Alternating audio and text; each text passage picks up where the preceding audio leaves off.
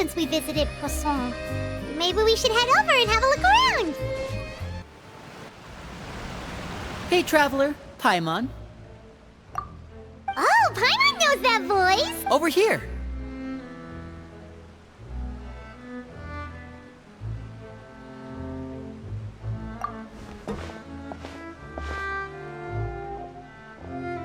To borrow one of the more popular turns of phrase at the moment, this appears to be quite the fated reunion. Running into you two out of the blue like this has really made my day. I certainly wasn't expecting it. You can say that again. What brings you to Poisson? Wait, Paimon's got it! You must be here for one of your magic shows, right? Actually, we've run into a bit of trouble on the home front, so Father arranged for us to stay in Poisson for the time being. Oh, are Lynette and Freminet here too? Yep, along with most of the other members of the House of the Hearth. You may have noticed Poisson seems a bit more crowded than usual. So you're saying nearly the entire organization has moved to Poisson? Sounds like you've run into way more than just a bit of trouble. What's really going on? Well... Since the two of you are so curious, perhaps I can fill in the gaps. You scared Paimon half to death! Father, you're here. You know... on second thought, maybe we don't need to know? It's all probably super confidential House of the Hearth stuff, right? We totally weren't trying to pry or anything. No need to be nervous. I could sense your genuine concern from your conversation just now. Of course, I can also understand your confusion. Sending so many Fatui here to Poisson, it's only natural that some might suspect an ulterior motive to be involved.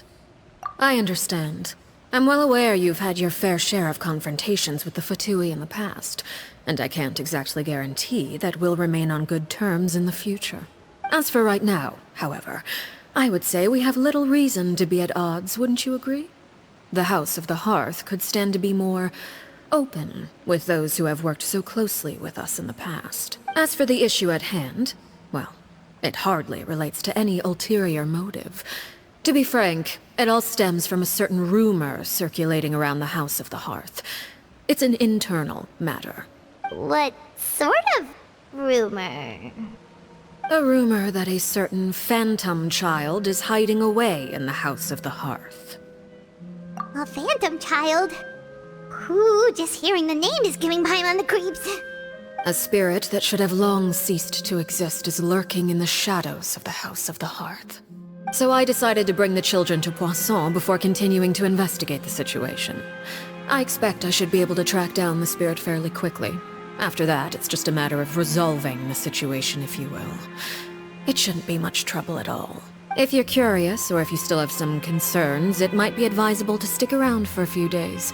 I'm sure the children would be exceedingly pleased to welcome some visitors. Lyney, I'll leave you to entertain our guests. I have some matters to attend to. Of course, Father.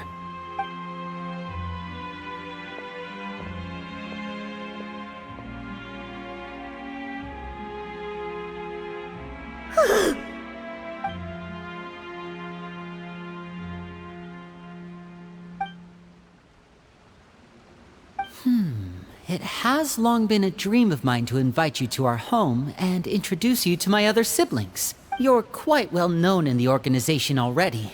A lot of people have been talking about you, especially after everything with the prophecy. If you're willing, why don't you stay a while and have a little chat with us? Alright. We don't have anything else to do right now anyway. But let's be clear, we're just gonna be there as guests, okay? Don't get any funny... Oh, wait a second. If we're your guests, that probably means we'll be treated to lots of yummy food, right? Of course. During our stay in Poisson, we've been helping out the locals with some fishing. We bring in quite the bounty every day. In fact, today is the perfect chance for me to show you what I can do in the kitchen. Let's go. I'll take you to where we're staying.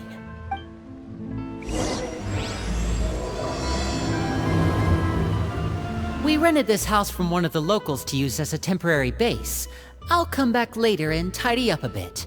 After that, it should be all ready for you to stay in tonight. Awesome, thanks! So, where are we off to now? Well, when I happened to run into you two earlier, I was actually in the middle of distributing some supplies. With this many people staying in Poisson, we have to bring in outside supplies every now and then.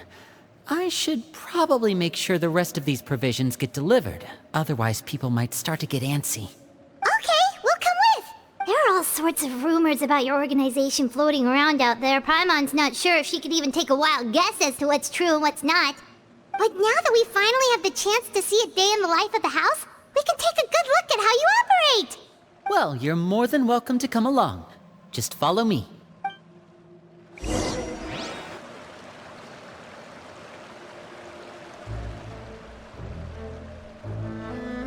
Lyney! We're finally here! The supplies. I'm assuming you've... Brought them with me? Yep, here you go. Hello? Something caught your eye? It's the Traveler and Paimon! No way! Come here, everyone! Hurry! The Traveler and Paimon are here! One at a time, please. Don't crowd around them all at once. We don't want to scare off our guests now, do we? Oh, it's alright! Gotta say, Paimon didn't realize we were this famous. Of course! Father and Lyney have told us so much about you. Father told us about how you helped Lyney. According to her, you're a trustworthy friend.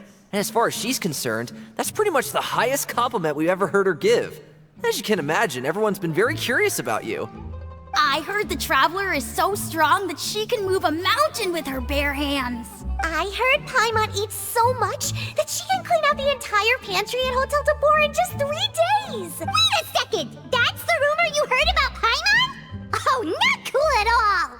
Oh wait, when guests visit, you're supposed to give them gifts and stuff, right? Oh, we don't need something like that. Besides, we don't have anything to give to you! Come on, we insist! I can give you some of my new potions. Just pick your poison. And by that, I mean medicine or actual poison. I've got both. Huh? Or maybe Chaplo can teach you guys about stealth! He's super good at it! He's never been caught! Ah, now that's not a bad idea. I know you usually prefer to fight head-on, but it never hurts to expand your bag of tricks, right? When it comes to eliminating your enemies, staying quiet can go a long way. Trust me, I would know. I was poisoned not too long ago, and I'm still dealing with the after effects. So I'm not quite as good as I was before, but I can still give you some pointers. Wait. When you said gifts, Paimon didn't think you meant poison and stealth tactics. But those are the best things we can give you. You don't like them? Ooh, how about this? Tell me the name of someone who really annoys you, and we'll teach him a lesson for you. All right, 𝘂AIDS𝗹cie𝗰𝗸. I think that's enough suggestions for now. When it comes to being a good host, it's the thought that counts. You don't need a physical gift to make our guests happy. In fact, pestering them with suggestion after suggestion might make them more annoyed than anything. I would say your enthusiasm has certainly gotten across. Really? Awesome! It's been so long since we've had guests to play with. If there's anything you need, just let us know. Yeah, especially if it's poison or something. I've got all sorts of potions for that. Well, we'll talk to you all later. We've still got supplies to distribute. All right, see you later.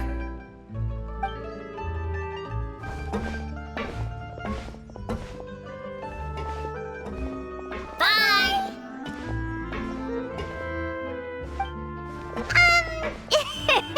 Lyney, about all that poison and stealth tactics talk just now. Scared you, did it? That kind of talk comes with being part of the House of the Hearth. When 𝘂AIDS was really young, he strangled all of his family pets, just out of curiosity. He was labeled a dangerous problem child and was abandoned by his family. 𝘂AIDS𝗹cie has an unnatural obsession with potions. Father has forbidden her from trying all the different concoctions she comes up with, but she still tries to test them in secret. You really have to keep an eye on that one. Chaplo is around my age. While I'm mainly responsible for collecting intelligence, he handles surveillance. He's very passionate about his work and has no reservations about taking on some very difficult missions. I know you two probably aren't used to that kind of talk, but I can promise you they only had the best of intentions.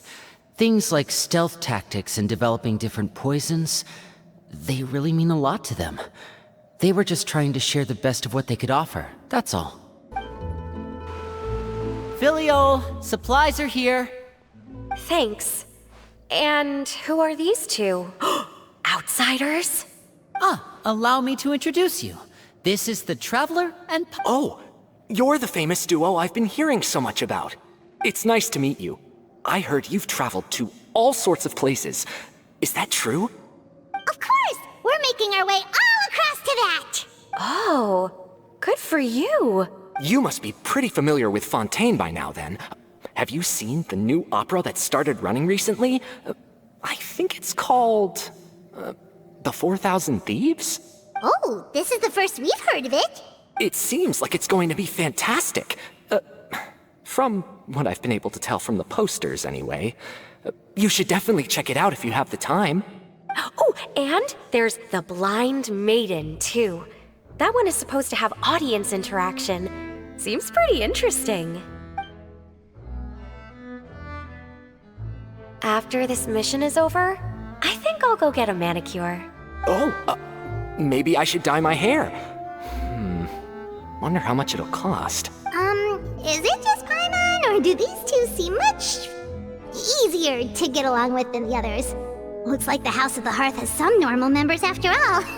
I heard that. Oh! Oops. I'm guessing you're referring to Foltz and the others?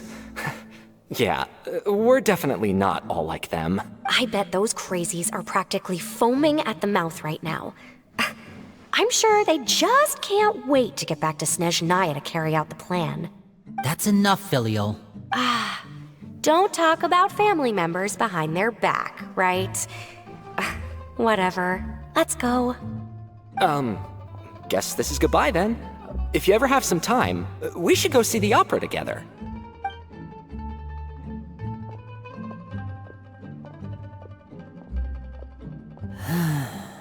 Well, that's it for the supplies. We should probably head back as well.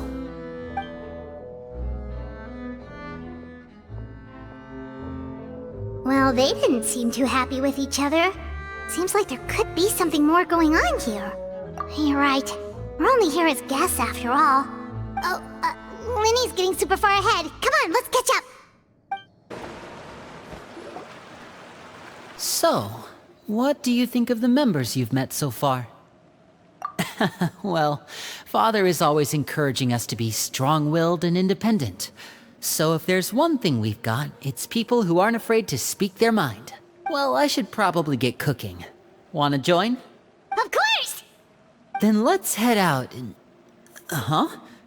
Freminet? What are you doing here? Well, Freminet! Nice to see you again! you too. I heard you're here as guests of House of the Hearth. Welcome. We were just going to make some food.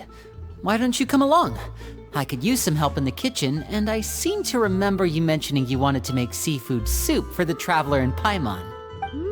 Seafood soup? Oh, Paimon's drooling already. Were you looking for something just now, Freminet? Maybe I can help. It's nothing. I just wanted to see if there were any extra supplies. Yeah, we've got some left over. What do you need? Some food and water.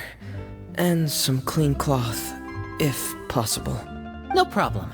Give me a second here. Food, water... Wait a minute. What do you need all of those for? You're not on any missions as far as I'm aware, and you were just going to come eat with us. So what's this all about?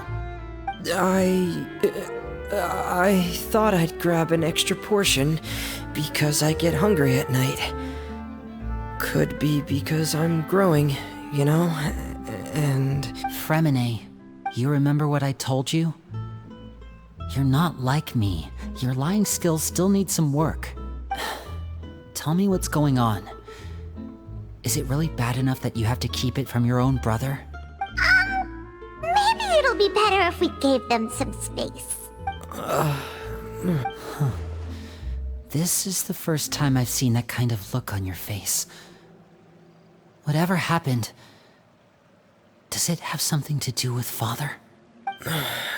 Yeah. Just follow me. You're back! Oh, and you've brought some friends with you this time. Hello, my name's Lyney. I grew up in the House of the Hearth. And you are? Hi, Lyney. I'm also a child of the House of the Hearth, just like you. You can call me Clervie. Clervie? It's nice to meet you. Does that name ring any bells, Lyney? No, not at all. That's not a name we have on our roster, I'm sure of it. What I'm not sure of, though, is how she managed to sneak in. She must be the phantom child Father's been searching for. From the looks of it, I'm guessing you were the one that found her, Freminet. You, haven't told Father, have you? No, I haven't told anyone. I've just been keeping her hidden. For how long? About half a month now.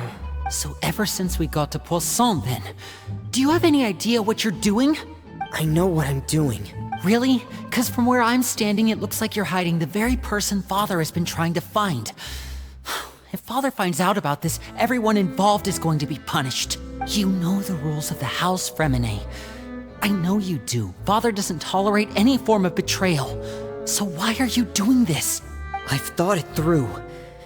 And I just can't hand her over like that. Lyney, don't you remember last year?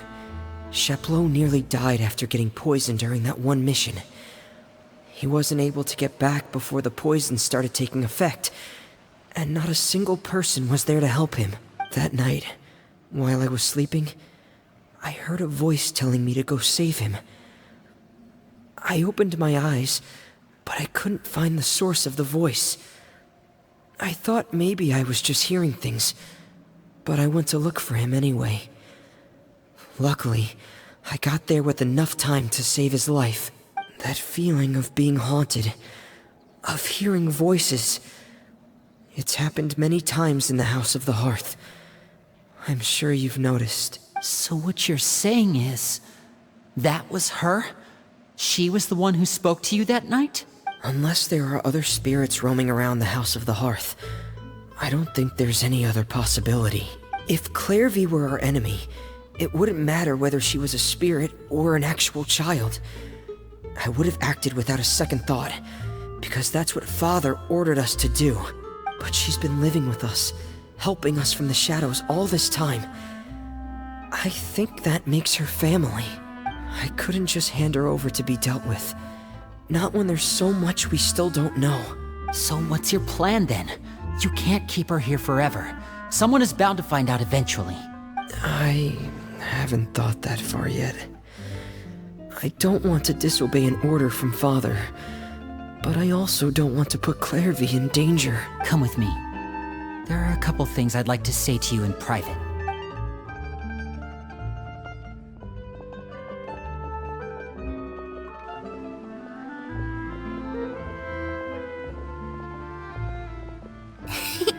Those two sure care a lot about each other. Well, they got a funny way of showing it. From where Paimon was floating, it sure seemed like they were about to bite each other's heads off. No way! They have a really deep bond. I could tell right away, because I also have a friend like that. I just don't know how long that kind of bond can last. The darkness in the house runs deeper than you can imagine. No one can get out alive. I'm sorry, Lyney. I really didn't mean to drag anyone else into this. Oh really? You didn't mean to? 'Cause I for one wish you did. Huh? What do you mean? You know, when we were younger, you didn't call me Lyney. You called me brother, just like Lynette. We grew up together, the three of us. We were all orphans, all rescued by Father. Of all the siblings in the House of the Hearth, I think our bond was the closest. Later on, when you started calling me Lyney, I wasn't actually surprised. After all, Lynette and I are related by blood. We've had to depend on each other to survive long before we joined the house. Lyney, The darkest and most difficult moments of my life happened before you and I had ever met. I'm sure that's true for you as well. Even so, Freminet, we've stood by each other for all these years now, and to me, that means more than blood. You and Lynette are the most important people in my life. No one can replace you. So I won't let you face anything alone. Not if I can help it. Oh, looks like things are getting kinda heated between Lyney and Freminet. Maybe we should go check on them. Oh, it's raining. I should put my clothes away.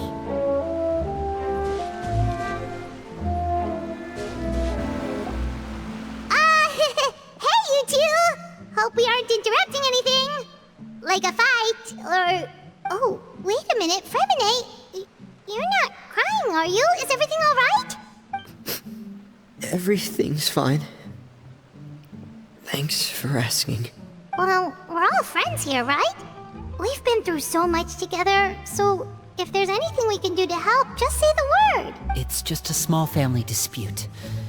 It's not something our guests should trouble themselves with. In fact, it might be better if your stay ended here.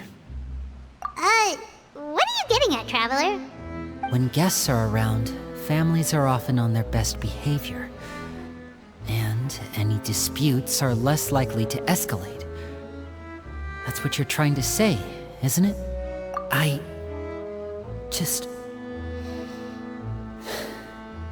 Thank you. I was really hoping to keep you out of it. But even if I could think of some other reason to turn you away, I'm not sure I could convince you. I know things could turn dangerous, so I promise you this. From now on, I'll protect you like my life depends on it. Me too. Well, back to the matter at hand then. If we don't plan on handing Clervie over to Father, then our only other option is to solve the mystery of her identity before Father is able to track her down. That means finding out where she came from and what she's doing here. Then we can send her on her merry way and pretend like none of this ever happened. I've tried that already. And? And... nothing. I tried taking her somewhere really far away, but... after some time, she just reappeared. She even came with us all the way to Poisson. It seems like wherever the house is, she follows. I don't know much about spirits. Do you two have any ideas? Let's see here. Paimon remembers hearing something like, if you fulfill a spirit's last wish before they die, they'll let go of whatever's keeping them here and return to the ley lines. Oh, it's just that Paimon doesn't really remember where she heard that, so it's not guaranteed to work or anything. Well, sounds like it's worth a shot. Guess that means we should go ask her about her wish. But first, Freminet, I need you to promise me something. What is it? I need you to promise me that this will stay between the two of us. We're the masterminds behind this whole thing. No one else gets involved. Can you do that for me? Of course. I promise. All right. Then let's seal the promise just like when we were kids. Fist bump on 3. Ready? 1, 2, 3. I swear.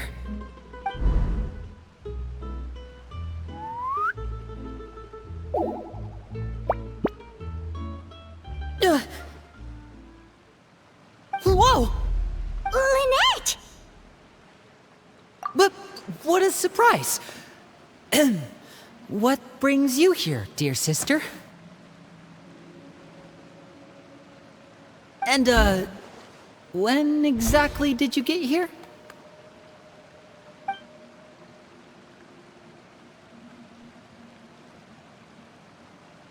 You're an idiot, brother. And you too, Freminet. You 3, Traveler. And you 4, Paimon. Wait, what did we do? I've seen Clervie around the House of the Hearth before. I hadn't seen her in Poisson, so I figured she must not have come with us. But it turns out, you were just hiding her. I heard you talking about your plan. Rather than steering clear of the situation, I'd rather fully join in.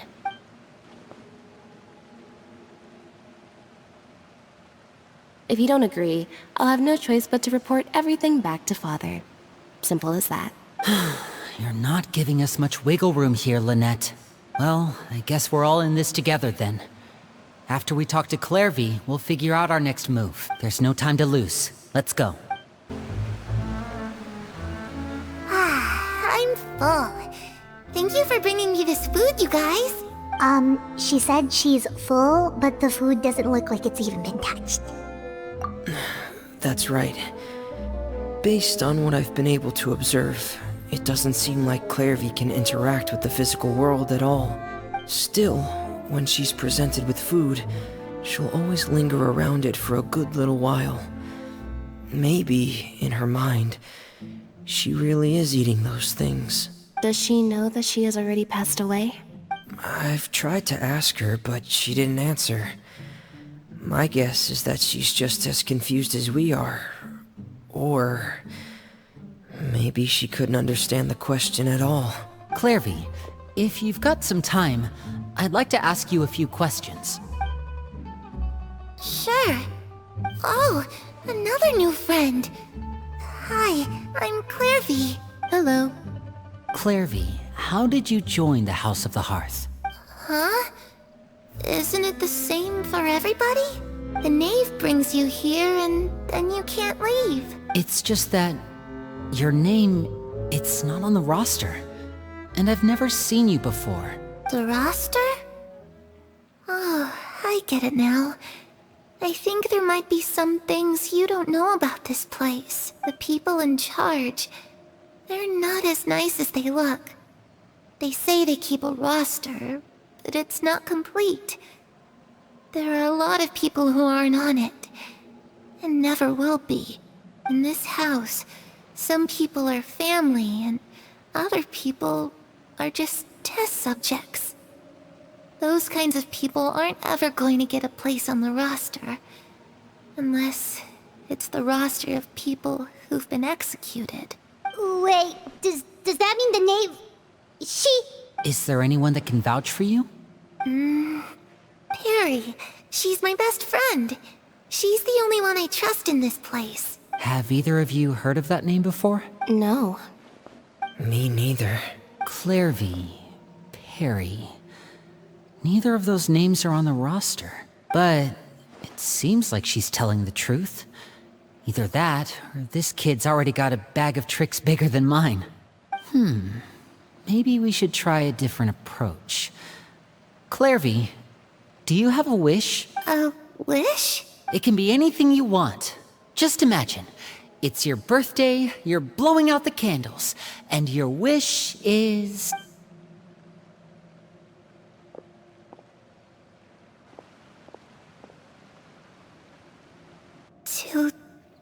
To go outside, where the sun can find me. That's... it? Well, that sounds easy enough.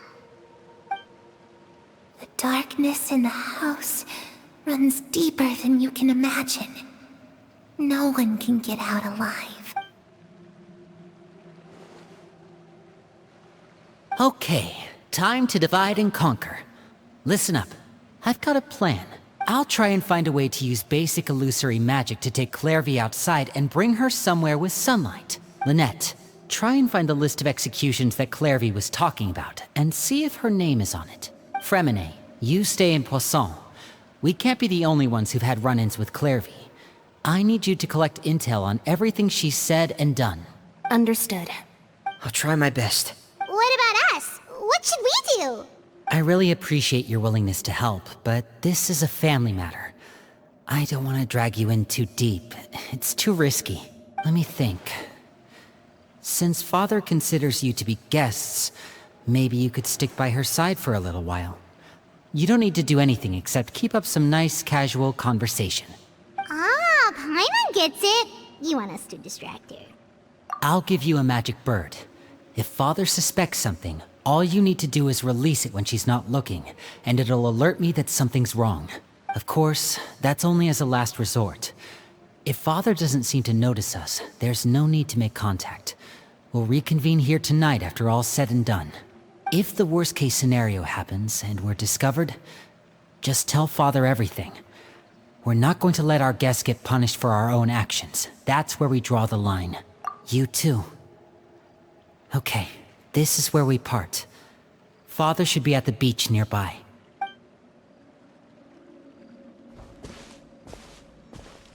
I really hope this goes well. No, it has to go well. That's the only way this can get resolved.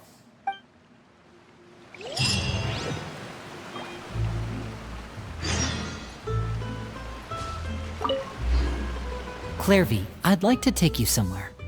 Is that okay with you? Sure. Where are we going? It's the knave and child. Hey, aren't you supposed to be in Snezhnaya recuperating? What are you still doing in Fontaine? Oh, it's you two. I didn't expect to run into you here. I was unconscious for quite a while after the fight in the Primordial Sea. After I woke up, I realized I was being taken back to Snezhnaya, and well, I couldn't have that now, could I? Not when I've still got unfinished business here in Fontaine. So, I mustered up all my strength and made the journey back on my own. What sort of unfinished business are we talking here? It has to do with 𝘂άρχ, my master. I really wanted to meet up with her, but by the time I got back, she had already left. I still have so many questions for her. Without any other leads, all I could do was ask the knave to help me track her down. She must have left behind some traces from her time in Fontaine. Oh, okay, so have you found any clues? Unfortunately, no. While the House of the Hearth is adept at collecting all manner of intelligence, certain existences can still manage to escape our purview. Basically, unless Master feels there's a need to meet with me, she's not going to be found. But that problem has an easy fix. I just need to become stronger, and then... Paimon thinks you should focus on getting better first. The worst of it is over. It's all thanks to that one kid from the House of the Hearth. 𝘂AIDS, I think her name was. She gave me a bunch of random potions to drink. They didn't go down easy, let me tell you. Pain and chills all over. But they really did help speed up my recovery. And that's good, because it looks like I really do have to head back this time. The old man's been putting the pressure on me. He sent someone to tell me I'm needed for some sort of project. Project 𝘂ези? Yeah, that's the one. I heard Regrator's involved too. I'm not looking forward to having to listen to all his monologuing, that's for sure. Hey, maybe you could think of a way for me to stay in Fontaine for a little longer. Helping Lyney and the others brush up on their fighting skills would be far more interesting. If you and I could spar, that would be even better. I've been waiting for a chance to see you go all out. And what a sweet little daydream that is. But I also have a role to play in all this. I'll be leaving Fontaine shortly as well. Besides, considering how little they see fit to step outside the homeland, being called on to return to Snezhnaya by such illustrious dignitaries, what a great honor. Wouldn't you agree? One I could do without, I'd say. Is it just Paimon? Or does it kind of seem like they're... So, dear guests of the House of the Hearth, to what do I owe the visit? Well, we just... right! We're super close to Lyney and the others, but we still don't know much about you! Is that so? Introductions have already been made, have they not? Well, you see, there's only so much you can learn about someone from a short introduction. At least tell us something a little extra, like... why do you call yourself father? Good question. I'd also like to know. The fact that you have to ask tells me our intelligence work has been quite successful. Telling you the answer to that question would only serve to undermine that success. And we can't have that, now can we? Spoken like a true diplomat. That was some expert sidestepping right there. Well, If there's nothing else, I think I'll take my leave. I still have a small matter to resolve at home. Wait, don't go!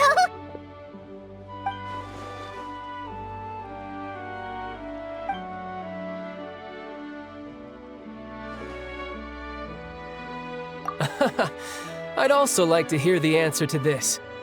I've met some of the members of your organization, and they all seemed like really good kids.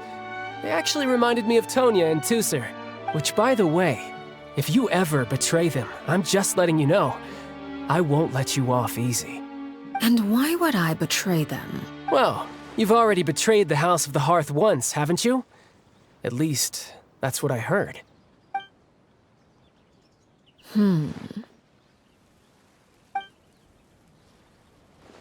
Okay, I admit. That's just what the old man told me. The rooster, I mean.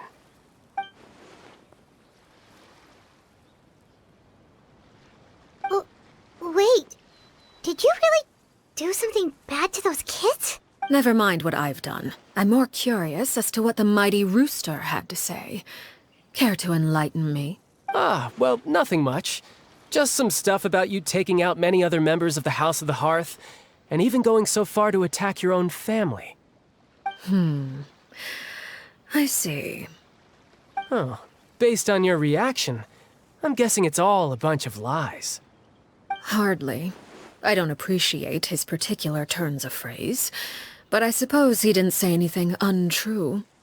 Although, it would be more accurate to say that there is a certain level of prejudice involved, but I don't intend to clear that up just yet.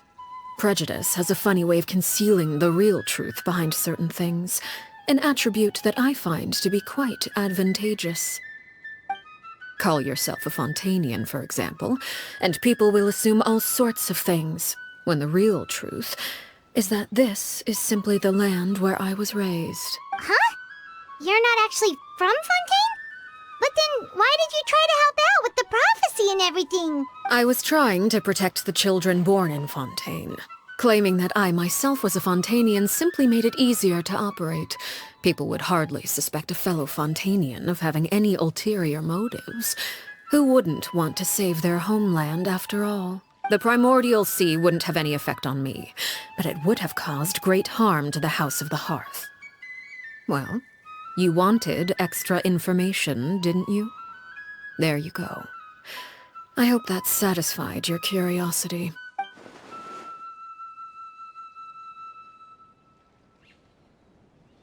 So, you stayed in Fontaine for the kids. I guess I was wrong to believe you'd betray them.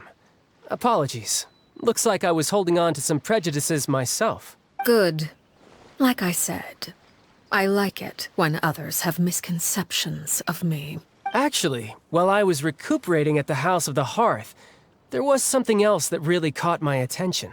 I heard that members always resolve disputes and arguments with a friendly spar, and the loser has to back down. Seems pretty cool if you ask me. Would also give them plenty of opportunities to hone their skills. Well, that's only a recent development. In the past, such spars weren't nearly so friendly. The losing party would lose everything, including their life. They were that high stakes? Whew, at least that's not a thing anymore. Well, the current atmosphere's not half bad. I'm a bit jealous, actually. You've got so many family members around you, and you even get to live with them. Having a lot of family around means dealing with a considerable amount of bickering and scheming.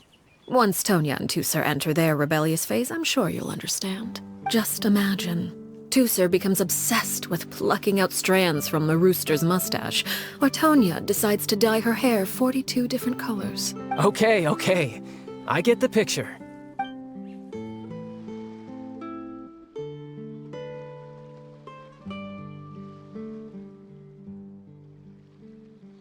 Well, would you look at the time? I should probably get going. Traveler, 𝘂𝚹, I'm not sure where our paths will cross next, but the next time we run into each other, we should definitely try and find some time to spar. Again, maybe this is a conversation we can have when you look less like you're gonna keel over. All right. Well, thanks for everything, Arlecchino. No thanks necessary. You also played a part in obtaining the Gnosis. I would say we can call ourselves even. I like the sound of that. Well, I'm off. See you all some other time. We should probably get going too. Do you want to head back with us? Oh? You want me to leave so soon? Oh, well, you see, I'm rather enjoying the evening breeze. If you don't mind, I think I'll stick around for a bit. I have some things to think about. Apologies for not attending to you like a proper host. Please forgive this slight. I do hope you'll have a pleasant stay. We managed to keep her distracted until nightfall. Good thing Child was there to keep the conversation going. You don't think she suspected anything, do you? Oh, I wonder if Lyney ran into any issues. Let's hurry back and see how everything went. Oh? You decided to stay a little longer? Let's take in the ocean view together, then. Lyney, how did everything go? Well, long story short, we ran into a small issue. Clervie can't go into the sunlight. Everything was fine at first.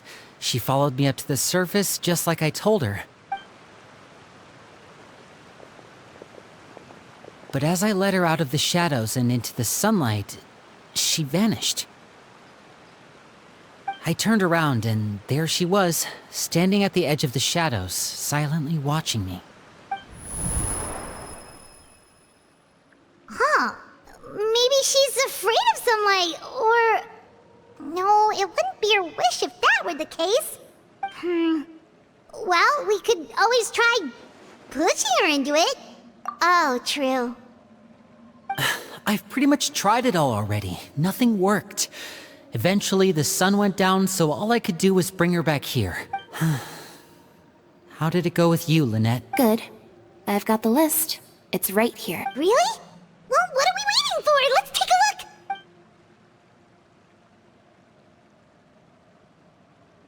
Oh, that's a lot of pages. Oh, it's gonna take forever to get through it all. We can each take a section. Here. La Purgatorius, l'endroit, chambelle, horaire.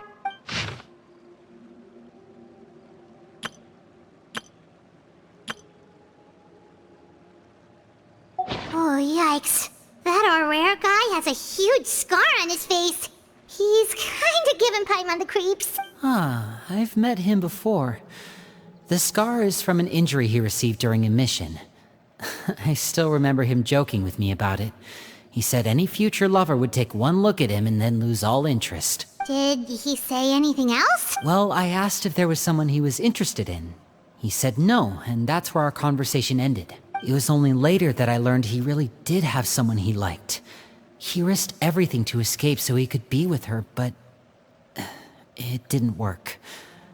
One day, Father asked to see him, and, well, I never saw him again after that. Wait, so that means the knave, It may seem cruel, but it's just one of the rules of the house. Betrayal is not to be taken lightly. We know too many secrets to come and go as we please. So, if you do try to leave, you pay with your life. Her name's not here, huh? Well, that's not too surprising. It doesn't seem like this list is complete.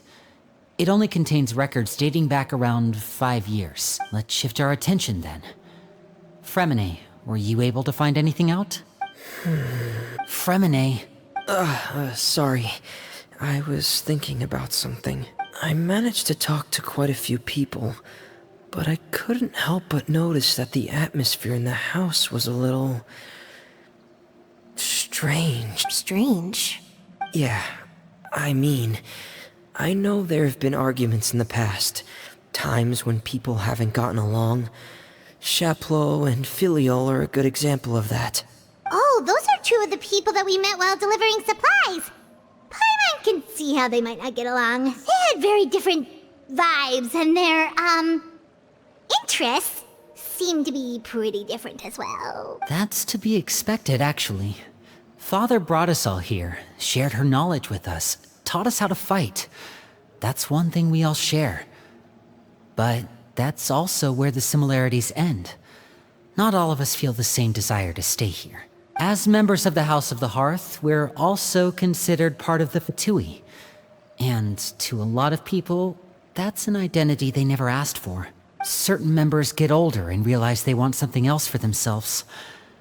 But considering the rules of the house, most people would never say that out loud. People like 𝘂ญ่and 𝘂cults are loyal to Father and her vision. They're proud to be part of the 𝘂ťi. Filial and Nantoi, on the other hand, well, they aren't quite as enthusiastic. These kinds of conflicts have always been there. It's not like Father is in the dark about any of it. Well, that's true. But it just feels like things have gotten worse lately. Filial and the others, it seemed like they were meeting in secret to talk about something. I can't say for sure, but I think they've met Clervie. You think she's been inciting them to act out? No, not exactly. But I wouldn't be surprised if she said something to them about the darkness in the house and how deep it runs. She's told me about it before. Experiments being run on children. People being used as pawns on the battlefield without so much as the strength to survive. And they just believed all that? Without any evidence? Clervie's words probably gave them the excuse they were looking for. Whether they actually believe them to be true is secondary. This is all because of Project 𝘂ญ่, isn't it? Whoa. Hold on a second. What's this Project 𝘂ญ่all about, huh? This is the second time it's come up now. Sorry, but I'm not sure of the details either. I only know what Father has told us, which is that it's something the Rooster and Regrator have been working on together. Apparently, it has to do with the 𝘂ťi's strategic plan for the future. Because the House of the Hearth was so successful in obtaining the Gnosis, we now have the honor of playing a key role in Project 𝘂ญ่. Wait, but isn't that a good thing? Key role is just another way of saying dangerous role. To us, the whole thing is an inconvenience. Father thinks so too, but she's in no position to refuse. Their plan isn't exactly unreasonable, and they've been funneling the house a lot of funding. It's just that we'll lose a lot of members in the process. Participating in the plan, it's an honor in name only. What they're really trying to do is subdue us. The existence of an intelligence organization outside their control makes them feel uneasy.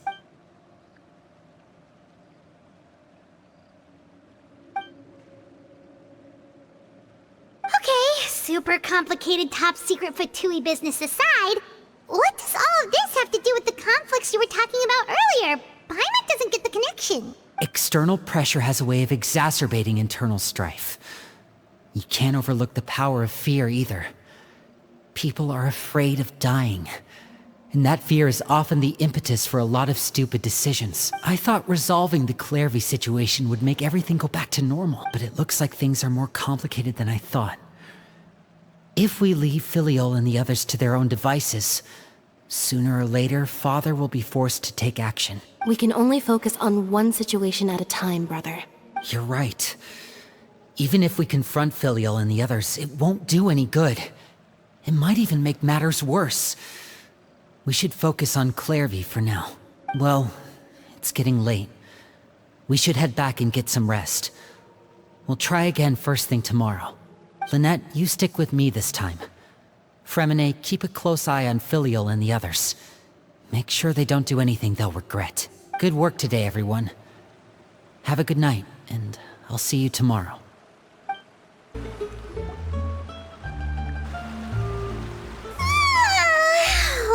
I'm always looking forward to an early night, but she can't sleep at all. Hey, you don't think the knave will be too angry with Lyney and everyone if she finds out about all this, do you? She's even scary when she smiles. If she were to actually get angry... you have to protect Paimon if that happens, okay, Traveler? Oh, well, Well, in that case, we should just plan on running away. We'll grab Lyney and the others and we can make a break for it as fast as we can. Look! Look over there!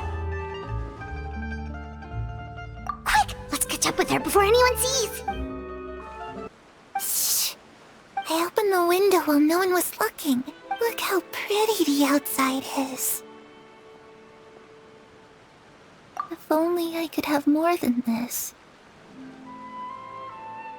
You probably think I'm being silly, huh? All this hopeless resisting. It's better to dream of what I could have than try to make it a reality, right? Please, help us get on the same page here, Clervie. We need you to tell us what you know. Can you do that? Sure. Although, after you hear all this, I think you might regret that decision. Everyone in this family is nothing more than a tool. Something to be used and exploited. We're all expendable. Including me. As long as you're useful, you get to stick around. Lose your value. You're handed over to the doctor, experimented on, and given a fate worse than death.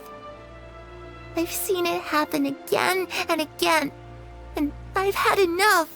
You're saying the knave did all that? It's just, that doesn't seem like something she would do.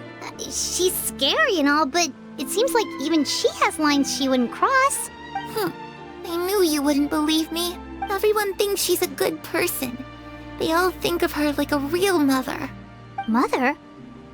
But she doesn't deserve that title. She's disgraced it and tarnished it. And if I had things my way, I'd never see her again. If only Perry were here, she'd understand. Perry. There. Also, Paimon's getting estranged. It almost feels like she's not really here with us. Paimon can't tell if she's actually talking to us or if she's mistaken. Well, in any case, it seems like she really needs someone to talk to. We should keep her company for a little longer. She looks so young. But it seems like she's been through a lot. It's getting windy. I should close the window. Ooh, look at the moon. Isn't it pretty? Hey, wanna hear a secret? I heard that if you look up at the night sky in 𝘂𝗍𝗎, you can see the aurora.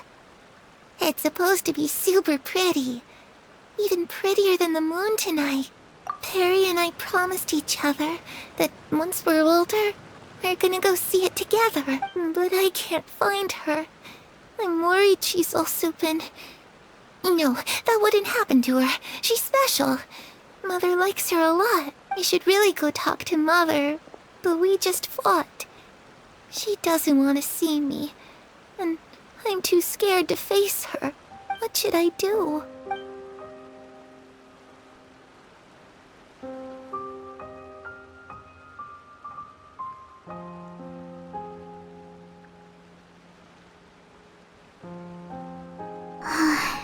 Paimon really doesn't understand what's going on with her. Well, let's head back. We've got an early morning tomorrow.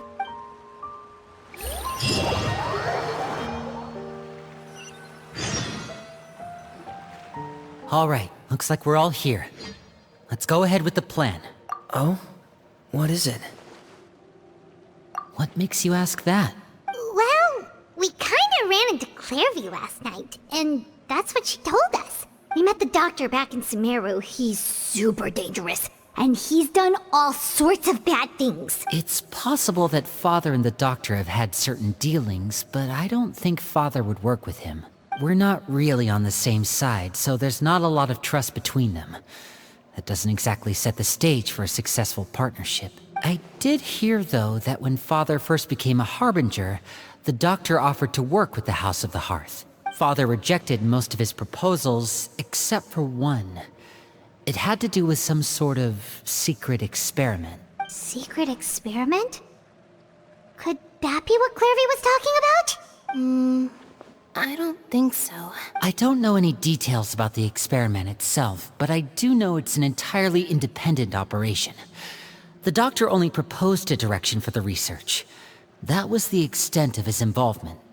I still don't think that counts as working together. The details of the experiment are confidential, but complete records are kept on all participants. That doesn't seem to be the case with the situation Clervie referred to. I know you don't agree with some of the 𝘂𝗎's methods, and I'm not asking you to. But I am asking you to trust us on this. The House of the Hearth has its own principles. There are certain lines we're not willing to cross. Alright, that's good to hear at least. Clervie seems to think the knave and the doctor worked together to do something horrible. If that turned out to be true, Paimon doesn't know how he would even face you guys. It's just that it doesn't seem like Clervie is lying either. The easiest thing to do would be just ask the knave directly, but Paimon doesn't think she'd tell us. Father didn't come back last night. She's probably still near the shore. We'll be counting on you to distract her. Lynette, you're with me. Freminet, you know what to do. Be on your guard, everyone. All right, let's get to it.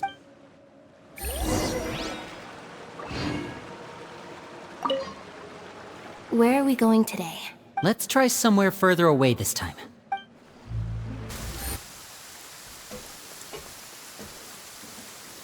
Ah, it's you two again. I must say, you look a bit pale. Did you have trouble sleeping last night? A little. Perhaps if you had less on your mind, you'd be able to absolve yourself of such troubles. So what are you planning to do now? Catch up on some sleep? Or should I give you some time to rack your brain for a topic to discuss before I ask any question? Although I must profess to being curious. Without child here, how do you plan on distracting me? Us? Distract you? A good one. But no, we were just here for a chat. Looks like you could have used some extra time to think. No matter. If you don't have any other plans, why don't you accompany me somewhere? Don't worry. I'll be sure to steer clear of any scheming children. The ocean breeze is sure nice today. Children always think they can hide things from the grown-ups. But nothing gets past me. Least of all a little scheming. I think I'll let them have at it for a little longer. I can be very patient. Well, I'll leave you to think things over. If you're so inclined, meet me outside the 𝘂𝗎selvfølgi𝗔. Good things come to children who do as they're told. So I do hope you decide to tag along.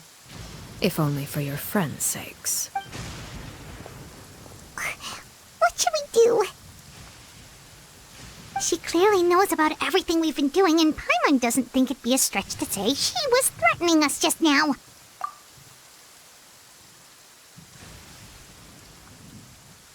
Oh, good idea. Hopefully we should probably head to the 𝘂𝗎selvfølgi𝗔. Paimon doesn't want to find out what happens if we don't show up. Based on what the knave was saying just now, it sure didn't seem like it'd be anything good. Okay, then we probably shouldn't keep her waiting. It seems like Lyney and the others are on thin ice, so let's do our best to not get them in any more trouble. Seeing as we still have some time before my meeting, we might as well enjoy some pleasant conversation while we wait. I'm glad to see you get along with my children. Being surrounded by good companions is necessary for a child's development. You're not planning on doing anything to them, are you? I assume you're referring to Lyney, Lynette, and Freminet, although there's that situation with Filial and Nentoy as well. It appears quite a few people have been acting out lately. No matter. I'm not one to discriminate. All those who betray the house meet the same fate. There are no exceptions. Does that mean you're going to kill them? Oh, are you here to beg for their lives? I'm sorry to disappoint, but the rules of the house change for no one. In my organization, everyone is responsible for their own actions. But don't you care about them at all? They really respect you. They even call you father. You must feel something for them.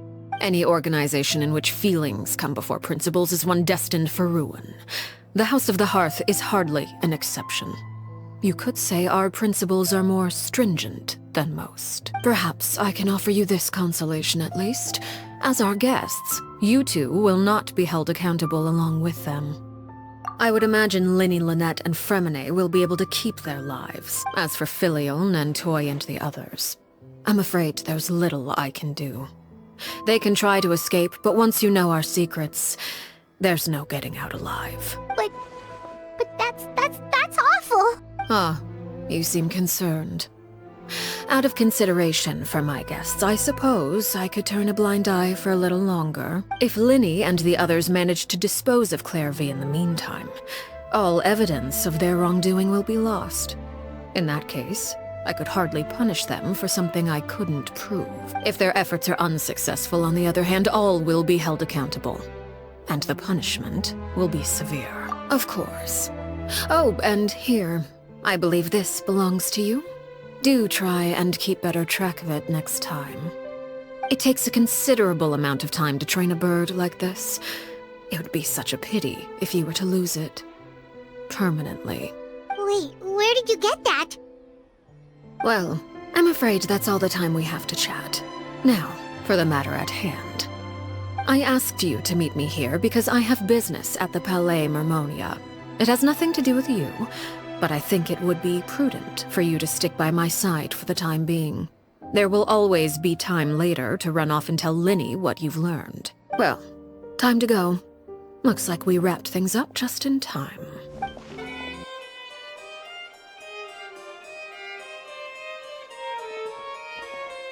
It's been a while, Monsieur Neuvilette. I must say, I wasn't expecting my meeting request to be approved quite so quickly. The 𝘂ези𝗰𝗸 operates with an efficiency worthy of admiration. It is only right that an esteemed diplomat such as yourself should be afforded the proper level of respect. Although, if I may speak plainly, I must confess that I did not anticipate we would have the occasion to meet again after presenting you with the Gnosis. I see you brought the Traveler and Paimon with you as well. If I may inquire as to the purpose of your visit. I'll be departing Fontaine shortly. There is, however, an outstanding matter that I would like to see resolved before I go. It requires a rather lengthy explanation, I'm afraid. So I took the liberty of explaining everything in this proposal.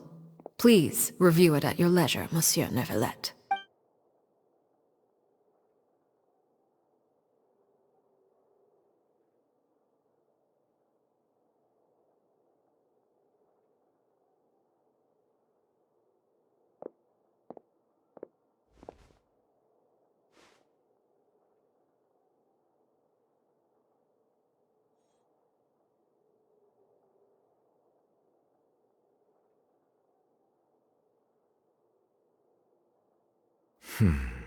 I understand your request. However, at the risk of causing offense, I must admit that I fail to see why you would wish for such a thing. I heard you have a certain fondness for water tasting, Monsieur Neuvilette, so allow me to use water as an analogy. A family is like a large body of water with countless rivers flowing in and out. As someone who watches over this system, I would hope that each river that flows from the source will eventually reach the ocean. Of course, objectively speaking, I know this is impossible. Most of the rivers will dry up along the way, disappearing into the ground and leaving nothing but a barren riverbed behind. Not all rivers are destined to reach the ocean, but I would not see their existence rendered meaningless. I believe the water that flows within them is simply meant for a different destination, like a field in need of irrigation. Or perhaps the glass of a certain water-tasting enthusiast. Did you get any of that, Traveler? Your words paint an optimistic picture indeed. Allow me to remind you, however, few among us are willing to sip from a glass filled with tainted water. It may have been tainted at one point in time, but not to worry. I'll make sure it's strained of all impurities and returned to its cleanest form. I seem to recall there being a transactional aspect to your proposal. Perhaps you could expound on that? If you accept my proposal, Monsieur Neuvilette, I will gradually withdraw my forces from Fontaine, and, unless absolutely necessary, I will no longer carry out any special missions within Fontaine. I presume I can take your words to mean that, in the future, cases similar to the Tartuffe assassination will cease to cross my desk? Tartuffe? Ah, that thief who embezzled funds from all those charities, you mean?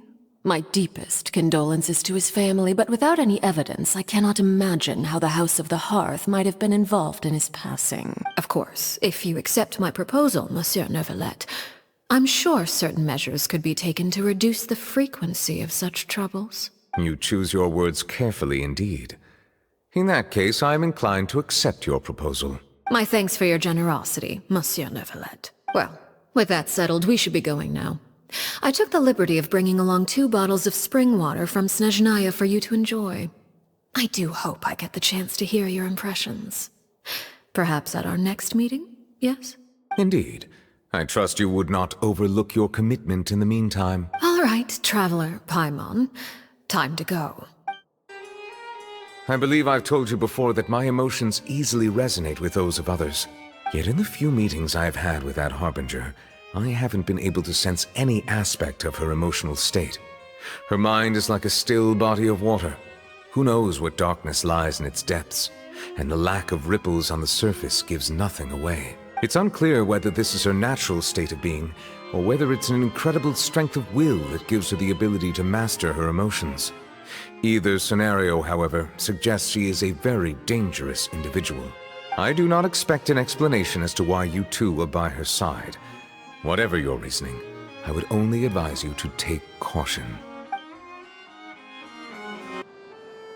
So, what exactly were you talking about back there? Paimon only heard you mention some rivers, a large body of water, and then some kind of irrigation scheme. You really want to know? I would imagine there might be more pressing concerns at the moment. Lyney, Paimon really hopes everything's going okay. Oh, Paimon recognizes that look. You've got your thinking cap on, don't you, Traveler?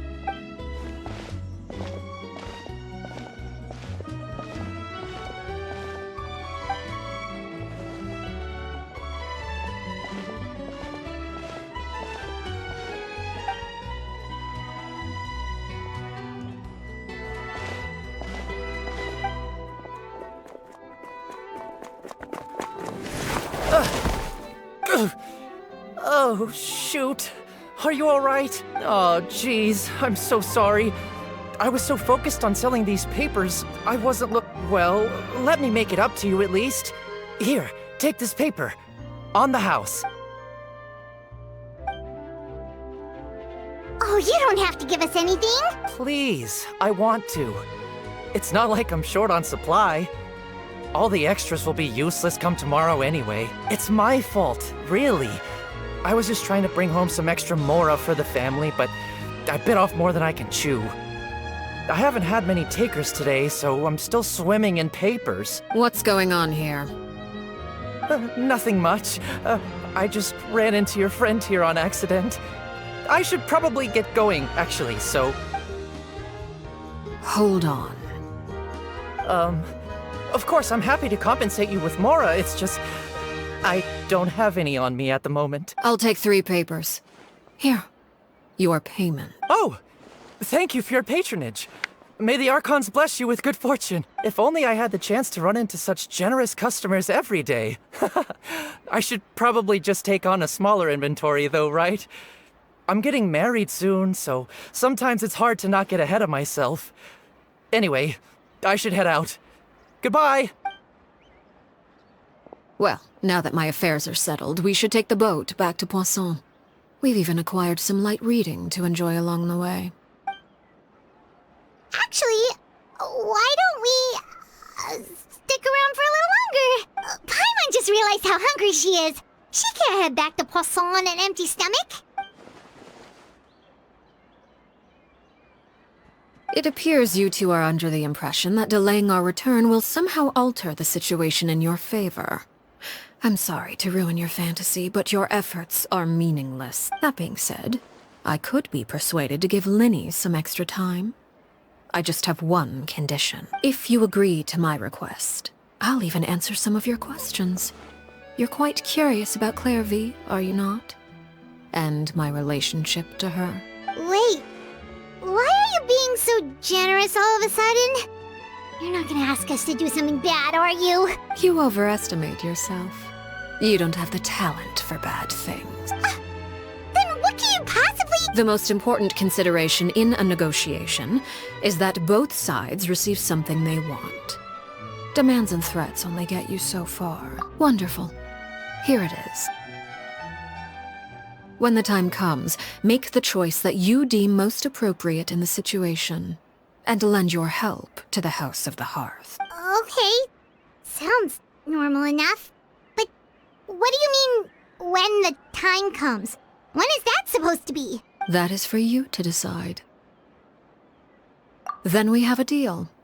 Follow me. What is this place?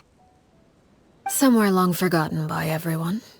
It used to be a grand building. Now it's nothing more than a pile of rubble. No one comes here anymore, nor does anyone care about what once happened here. Although, this place does have something to do with the story I'm about to tell you. It was before I became a Harbinger, and before Lyney and the others joined the House of the Hearth.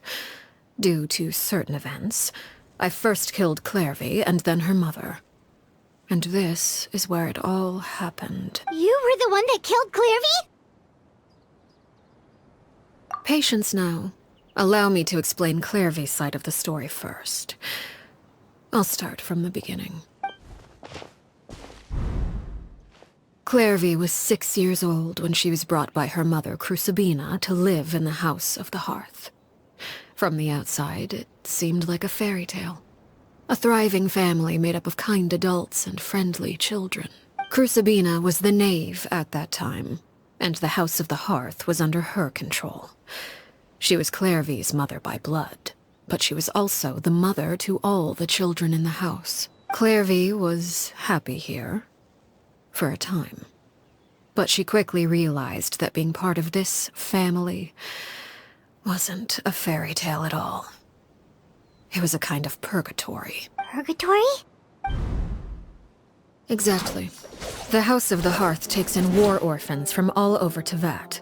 But as for how to raise them, that depends entirely on the person in charge. 𝘂�ឆη� came up with a novel idea. She would teach the children to fight, force them to duel each other, and then crown as the king of the house the child who proved themselves most worthy of inheriting her title. It's difficult to estimate the number of children who died or were maimed in the process. There's little I can say about the ones who died. The ones that emerged with permanent injuries, on the other hand, well, they still served a purpose. They would be handed over to the doctor to be experimented on, or sent away on dangerous missions. Nothing more than tools to be used and then discarded. So those were the experiments Clervie was talking about. But what actually happened to her? You said that Clervie was 𝘂�ឆη�'s daughter, so if Clervie tried to convince her to stop what she was doing, 𝘂�ឆη� probably would have listened, right? Despite being Clervie's mother, 𝘂�ឆη� cared little for her daughter. She forced Clervie to join the House of the Hearth only as a means to demonstrate her own impartiality as a mother, to prove that she treated all her children equally. Clervie did try to convince her mother to change her ways, but it was to no avail. After her efforts failed, the only other option was to rise up and try to fight back.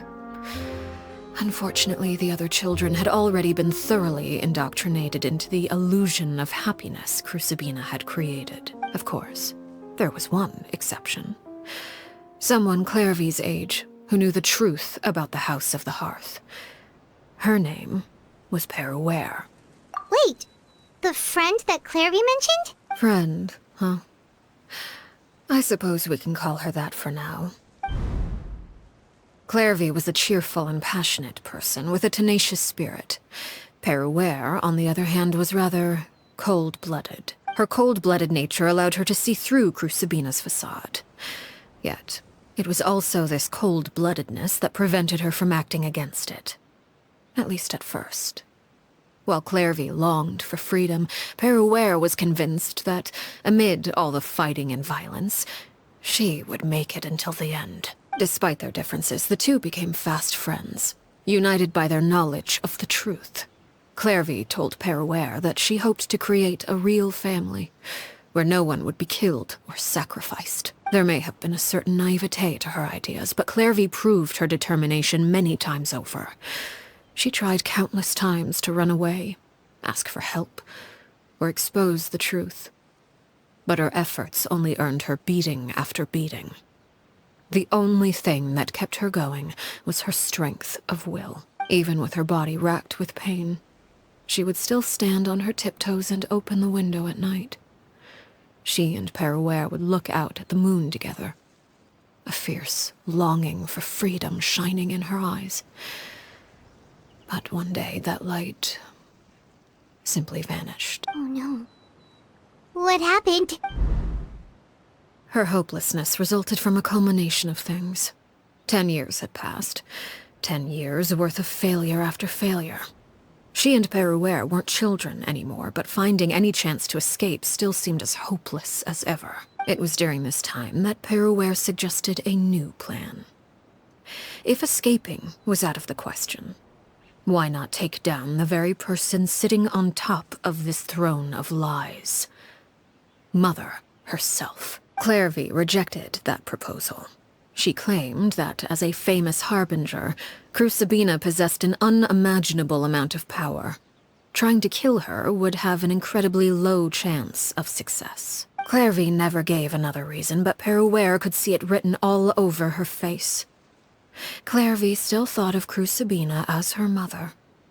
Killing her own flesh and blood was a line she couldn't bring herself to cross. If she couldn't escape and fight back, then only one option remained. Precisely.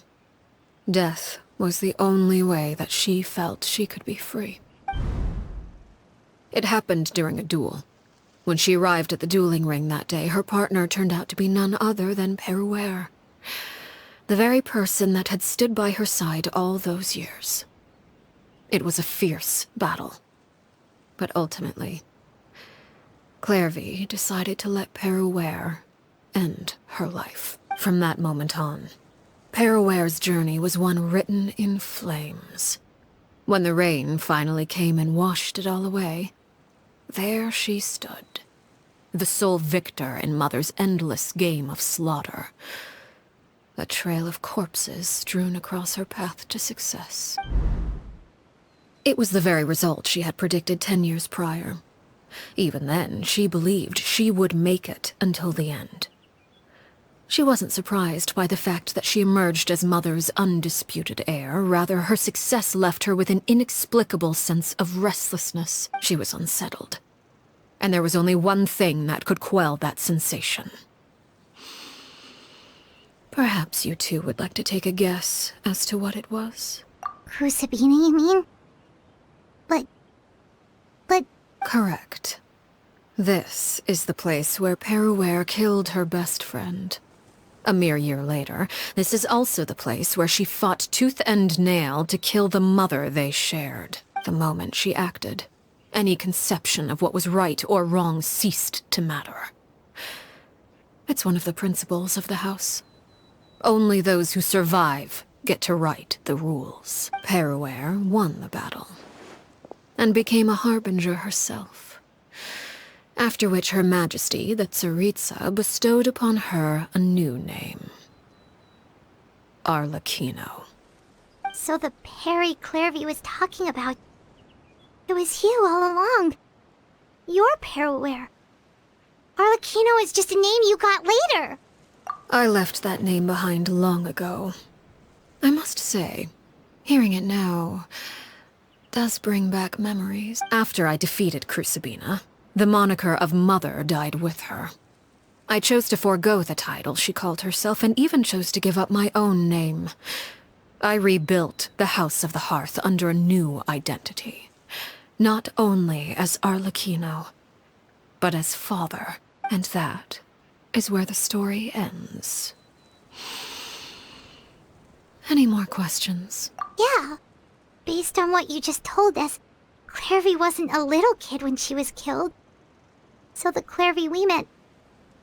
Was she really a spirit at all? I suppose you could call her an illusion born of flame. Her existence is like ashes to a fire.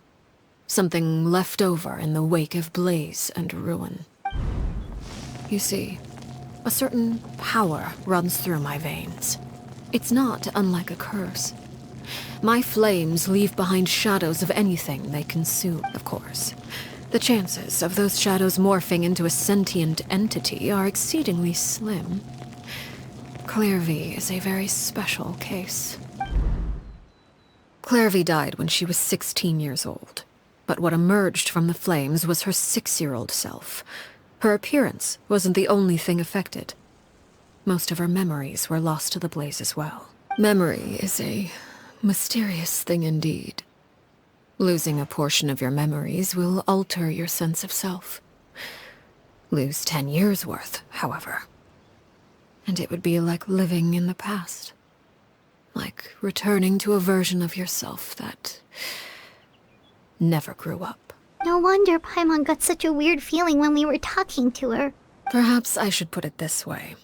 Clervie is someone trapped in time. It may seem like she exists with us in the present, but she truly lives in the confines of her own past. So if all of that is true, then you must have known about Clervie for a long time. Indeed. She's a rather volatile and unstable entity. Sometimes she would look after the children. She's even saved some of their lives. But other times, she would hide from me and become obsessed with revealing the truth about the house to anyone who will listen. Shadows don't have the capacity to learn or grow. Any new information they encounter is quickly forgotten over time. Your attempts to expose Clervie to sunlight. They failed, yes? The reason is actually quite simple. In Clervie's mind, the house is impossible to escape. And it is this very perception that traps her there. But no matter. All I have to do is kill her again, and all will be resolved. I don't anticipate so much as a single speck of ash will be left behind this time. Wait! Paimon can understand why you might want her gone, but isn't there another way? So what if she's trapped in her 6-year-old self? She's still your friend! At least talk to her first! It's too late for that. She broke the rules, and now she must be punished. That goes for Filial and Nantoy as well. She's had quite the effect on them. I hope you understand. The difference between Crucibina and myself lies in our formulation of the rules, not our policy for enforcing them. Upholding the rules without question is a trait we both share, because that is how a household should be run. Is this really what you want to do? Whatever could you mean? Don't you want to say a proper goodbye at least? Whether as a killer or as a father, there are two things that must be avoided at all costs. Anger and sorrow. Anger makes you impulsive. Sorrow causes you to waver. Well, it appears it's about time to proceed. Before we arrived, I told some of my well-behaved children to bring our troublemakers here by nightfall. I do believe I've kept my end of the deal. I gave your friends quite a bit more time. As for what happens now, we'll just have to wait and see.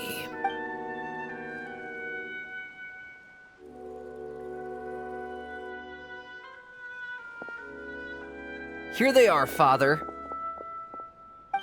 You gonna execute him? Seeing something like that would actually be a first for me. Lyney! I'm sorry. I heard about how you helped buy us more time, but I still failed. I couldn't find a way to fulfill her wish. Huh? Are you... Perry? Indeed, it's been a while, Clervie. Perry! Shh, stay right there. I'm sorry to postpone our reunion, but first I believe certain scores need settling.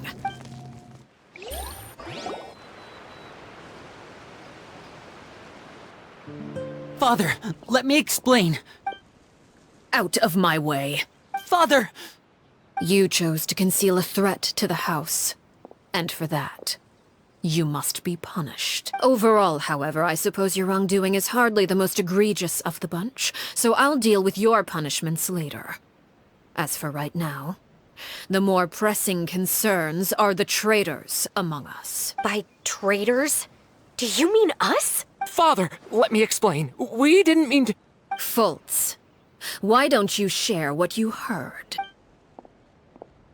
Yes, Father. Secret Midnight Meeting number 3. Participants, Filial, Nantoy, Sato, Toddy. Nantoy clearly said, if only Father wasn't the one who took us in. Sato added, I'm sick of this life. I just want to live as a normal person. Filial was the worst of them all. She called us crazies and said a bunch of mean things about Father. I did not! You're lying! Fultz is trying to frame us. It's not like I'm the only one who heard those things. After that, you and Toddy and a bunch of other people started talking about Clervie.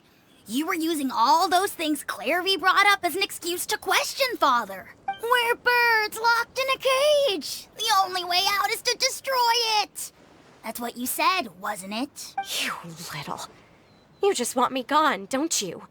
What did I ever do to you, huh? And you, 𝘂ญ่, have you forgotten who stood by your sickbed, watched over you, and changed your dressings? Come on, let's hear it then. What's your reason for all this? You're wrong, Filial. We don't want you to die. You're our family. Liar. You wouldn't be doing this if that were the case. So why? Why have you backed us into a corner? We all live in the House of the Hearth. You know the type of work we do, Filial. A single betrayal can cost dozens of us our lives. It's not like it's never happened before. That kind of thing is hard to forget. That's why the House of the Hearth cannot tolerate any form of betrayal. Ever since we came to Poisson, you've had 7 secret meetings. A lot of the things you talked about really crossed the line. You've been spying on us for half a month? Wait a second. Now that I think about it, the move to Poisson was just a way to make it easier to spy on us, wasn't it? Because we were all in one place. You've had this planned all along. Filial, Nantoy, I'm sorry. I owe you both my life. I owe Clervie too. If it weren't for all your help after I got poisoned, I wouldn't be standing here today. If this were any other situation, I would do anything to repay that kindness, even if it cost me my life. But rules are rules. I'm sorry. My hands are tied. Why? Why? That's enough, Filial. We made a mistake, and we should own up to it. We broke the rules, plain and simple. And now we have to face the consequences. I'm sorry, 𝘂ญ่. Fultz. I'm sorry, Father. We accept our punishment. 𝘂ญ่, according to the rules of the House of the Hearth, how should these traitors be punished? All those who betray the house pay with their lives. And so it shall be.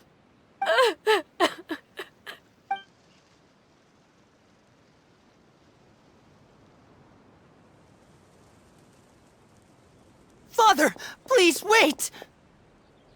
Something you want to say, Lyney? Please reconsider, Father. What Filial and the others did, does it really count as betrayal? We all come from broken families. From the very first day we joined the House of the Hearth, we wanted nothing more than to make it a real home. But the truth is, none of us know what a real home should look like. I'm not saying I have all the answers. All I know is this. Killing Filial and the others may uphold the rules, but doing so will only bring us further away from being a real family than we've ever been. Please, reconsider. I agree with Lyney. Father, please. Lyney, you... I also agree with Lyney. An order once given cannot be rescinded. However, given the extent of your determination, I suppose we shall have to go about this a different way. Draw your weapons and face me. Our weapons? Father, are you referring to a duel? Precisely. The rules of the house will not be altered. Traitors must be punished. However, resolving disputes with a duel is also one of our rules, one that also applies to me. Demonstrate a sufficient showing of strength, and I shall offer a concession. Wait. Beat Father in a duel? Impossible. Father is way too strong, even for Lyney.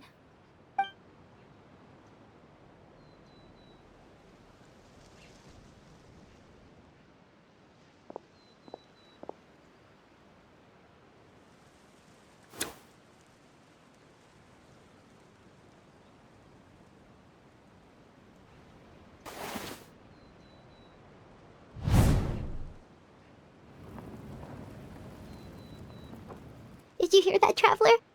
Letting the others have to duel the knave. What should we do? Can they really win something like that? If they lose, those people from the house are really gonna be executed. Hey, are you listening? Don't you want to say a proper goodbye at least? Anger makes you impulsive. Sorrow causes you to waver.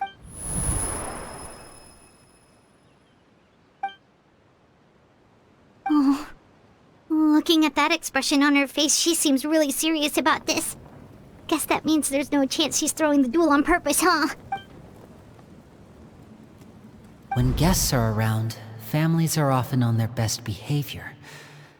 And any disputes are less likely to escalate. When the time comes, make the choice that you deem most appropriate in the situation, and lend your help to the House of the Hearth.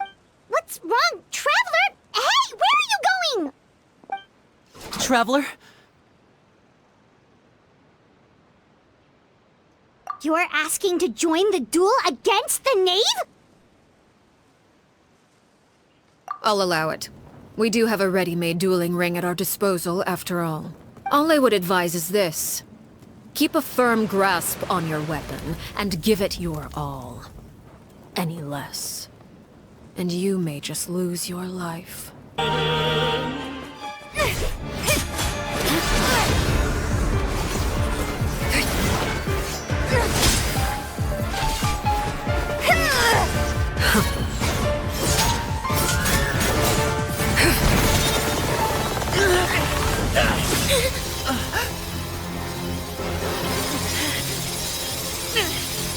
You should know better than to crowd in one place.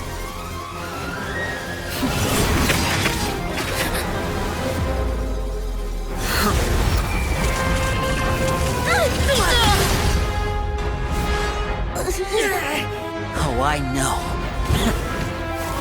No! I'm sorry, Father!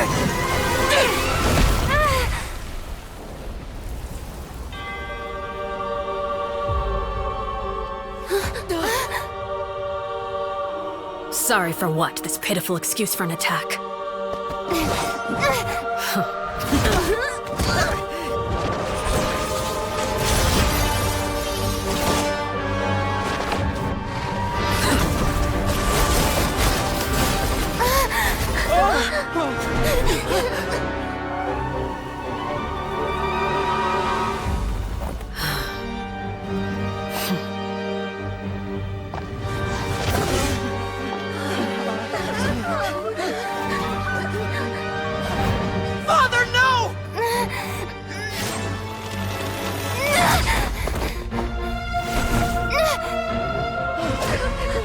Made it out, did you? You're stronger than I expected.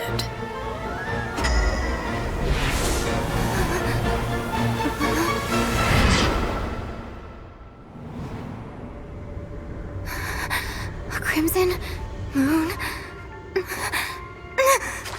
I can't move.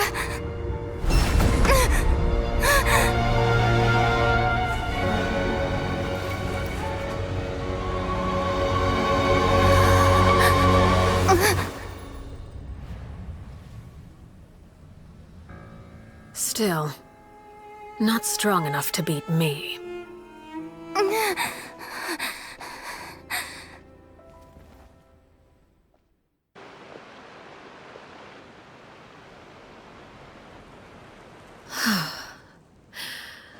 I believe we can end things here. It's not often that we get to enjoy the company of guests, after all. We wouldn't want things to get too out of hand. Brother, are you all right? Lyney! Given that I am the victor of this duel, as agreed, the punishment stands. No! I never thought things would end like this. However, everyone involved in the duel demonstrated a remarkable level of strength and determination. In light of this, I'm prepared to change the method of execution. 𝘂릿, the bottled flames I gave you for safekeeping. Do you still have them? Yes? I wasn't sure what they were for, but I've kept them super safe. I didn't lose a single one. Wonderful. Then, in just a moment, I'll have you administer them. Bottled flames? Indeed. They're the product of a secret experiment. Under certain special circumstances, flames can be extracted from my person and preserved. Once ingested, searing pain will spread across every inch of your body. No harm will come to you physically, but your memories will be burned away. If you can withstand the pain. When you awake, you'll have forgotten everything you know about the House of the Hearth, and will be expelled from the organization. In other words, administering this concoction will kill the version of you that grew up in the house, and give you a new identity.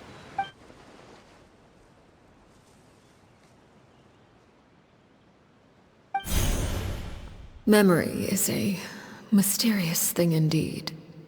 Losing a portion of your memories will alter your sense of self.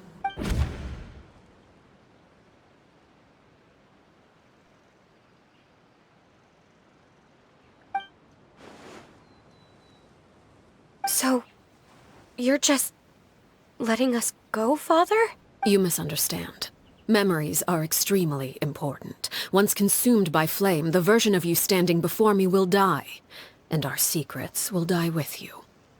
So no, I don't intend to just let you go, because the person who survives will be nothing but a stranger. Even so, I won't have to live in fear anymore. I'm sorry, Father. I'm sorry I let you down. But I really... Don't cry, Filial. You haven't left the house yet, so there are still rules to be followed, yes? Remember what I taught you.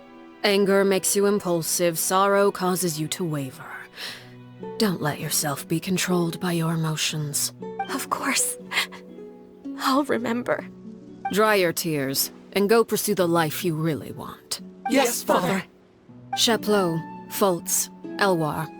Take them back to Poisson. And bring Lyney and the others as well. I prepared 3 extra vials of bottled flames.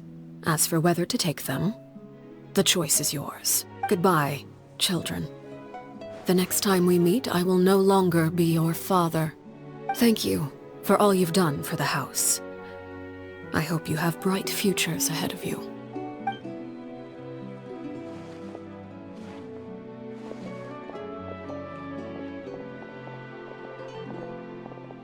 Father. Let's go.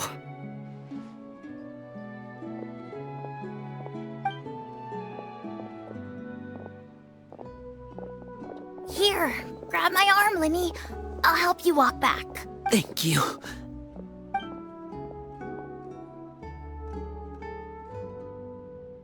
Clervie.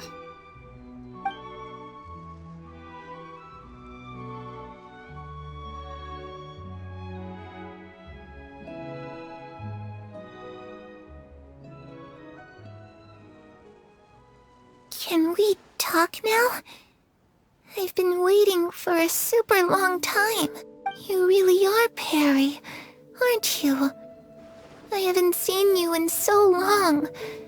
How come you're all grown up? Wait, did I somehow travel to the future on accident? Or am I dreaming? What a long dream. Neither. You died, Clervie. That's what happened. You could have at least sugarcoated it a little. Look, she's done speechless. Oh.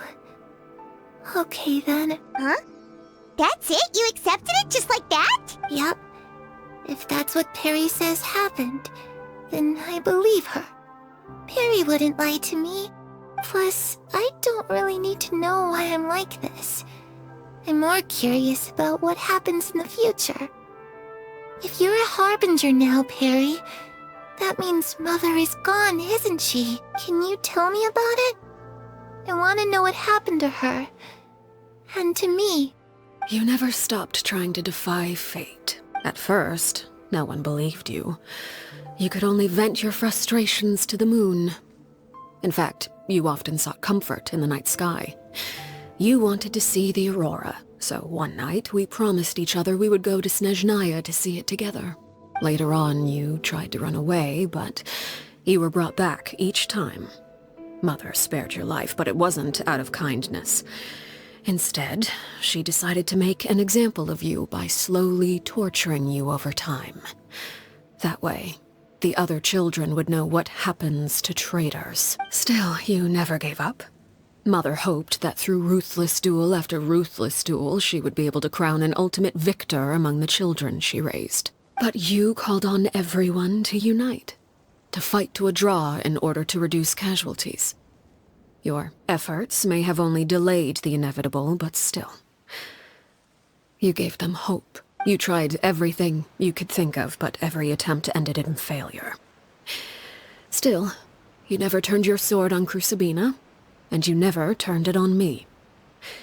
On that gloomy day, you told me, for the last 16 years of my life, I've done everything I can to fight for freedom.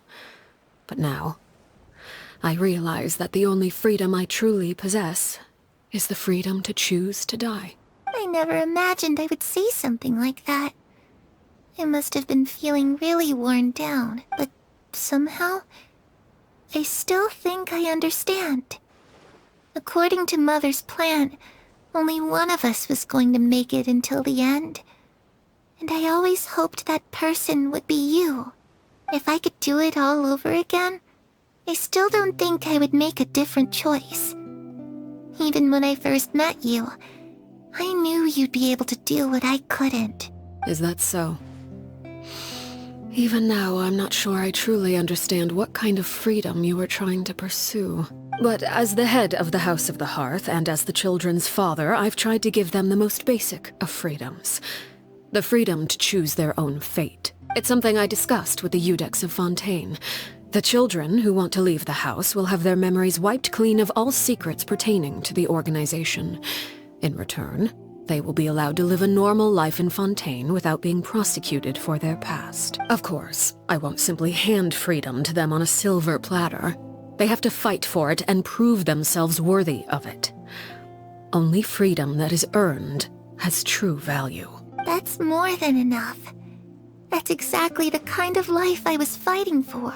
You know, Perry, I think you're a pretty amazing king, and a really great father, too. I'm really happy that you're the one who took over the house. I guess I do have one regret, though. I still haven't seen the outside world. Well, it just so happens that our dear guests over here have been to many nations and traveled to countless places. Perhaps they would be willing to tell you what the outside world is like. Really? Of course! We've traveled all over the place. We've got so many stories, we could probably talk your ears off for 3 days straight! You know, I used to dream of being a bard, playing the lute while singing into the winds of freedom. Even if there was no one there to listen, I would have continued to sing no matter what. Ah, that's where Mora comes from. I never knew that before. If I had some Mora, I would buy 3 new dresses. One for me, one for Perry, and one for Mother. It's just too bad Perry doesn't like wearing dresses. And Mother, she probably wouldn't accept something like that either. I guess I'd just have to keep them all for me then. I could wear a different one every day. Those yokai you mentioned, what do they look like? I once saw a drawing of this one guy with horns on his head and a super scary face. Are there any yokai like that? Oh, sounds like you're talking about an Oni.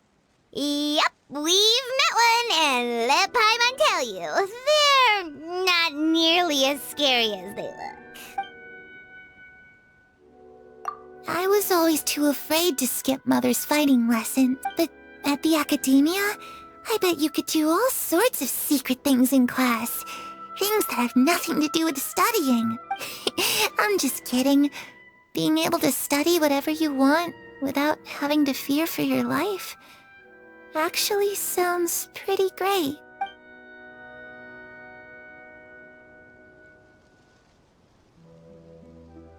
The situation was super dangerous. Lyney and Lynette were accused of committing a crime, and they were going to have to stand trial at the Opera 𝘂𝗵𝗂. Oh no! That must have been hard for all of you. What happened next? Don't worry, we were able to turn the situation around super quickly. All thanks to Detective Paimon, of course. How'd you do that? Come on, tell me. Okay, so it was like this. After the failed magic show, we rushed to the scene and...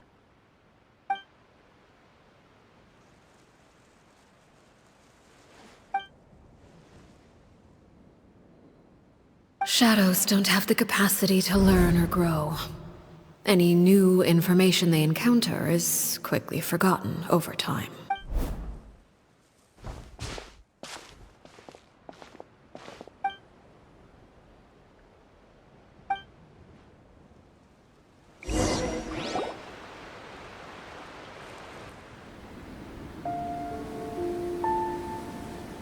Clervie, you've worked tirelessly from the shadows to overthrow the House of the Hearth. Now, by my authority as the Knave, I shall announce how this matter ends. You are hereby expelled from the House of the Hearth. You are no longer tied to this place, nor are you bound by its rules. You're saying that I can finally leave? I get to experience the outside world as well? Oh, I almost forgot. There's no getting older for me. Still, seeing who you grew up to be makes me really happy, Parallel. Take care of yourself. Goodbye. May we meet again someday.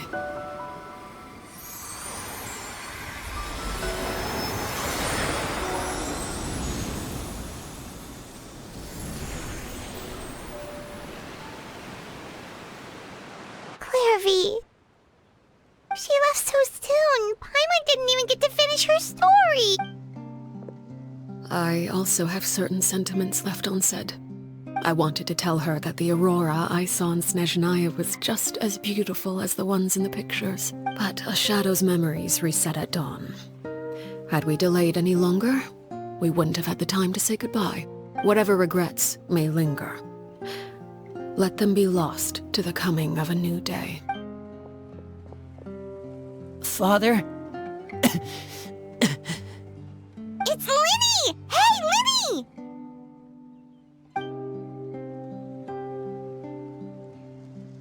What is he doing back here? Let's go check it out.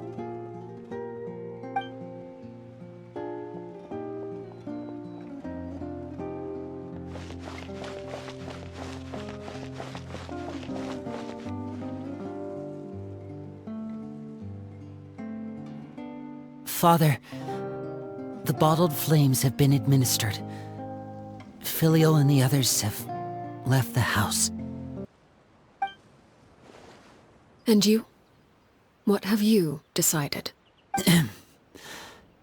Thank you for giving us that choice, Father. But we never wanted to leave the house. It's the only home we've ever known. Lynette and Freminet feel the same way. They're recuperating back at the Hotel 𝘂𝗹ecie. But I decided to come back and tell you where we stood. I'm sure you're well aware of the expectations I have for you. I want you to follow in my footsteps and become the next king of the house. Yet you seem to have different ideas, I must admit. I'm rather surprised by your decision to stay. There's nothing wrong with choosing to live a quiet life. Leading this organization is a heavy responsibility, one not so easily carried by someone forced onto the throne. I just never understood what you saw in me. What made you believe I was deserving of that throne? You're brave, talented, and most importantly, you cherish your family. You would do anything to protect them, even if it costs you your life.